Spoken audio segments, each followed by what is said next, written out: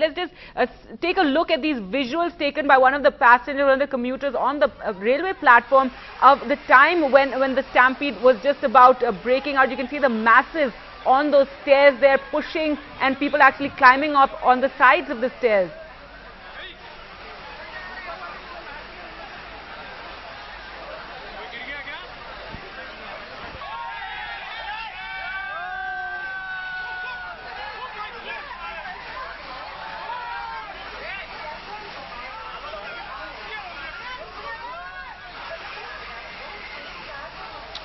Well, Anand Zanane on the phone line with us. Anand, we're actually seeing that video taken by somebody on the platform as the crowds are making their way down the stairs where this stampede took place, in which 22 people are now dead, and Railway Minister Piyush Goyal there rushing to Mumbai, arriving in Mumbai, saying he really didn't want to comment too much till an inquiry is done. But what we do know is that the locals have been saying for a long time this infrastructure wasn't enough, that this bridge wasn't enough to manage the crowds.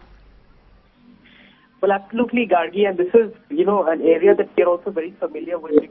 Our own office is somewhere in the vicinity, and we take this trains to this particular area, to these stations every single day. So, the infrastructure, especially during rush hour, seems very inadequate to deal with the volume of people that actually try to make their way into the city through these particular stations, and that is something that has been a long demand for people, that the infrastructure needs to be upgraded. It needs to be also made sure that there is enough easy access leading in and out of the stations, and other civic bodies also need to coordinate with the railways to make that happen. But clearly there is this lack of coordination, which is completely exposed as a result of this tragic incident that took place today.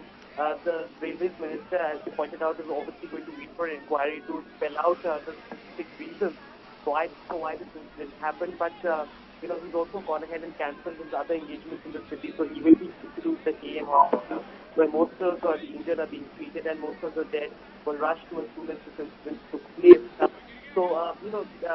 Many Mumbai's are questioning the fact that they pay the highest amount of taxes. But still, they have to be herded like animals into these stations every single day. Obviously the crumbling infrastructure of the city is something that is an extremely emotive issue with Mumbai, and that is something that we're also seeing, come to the fore today when we talk to commuters about what really happened.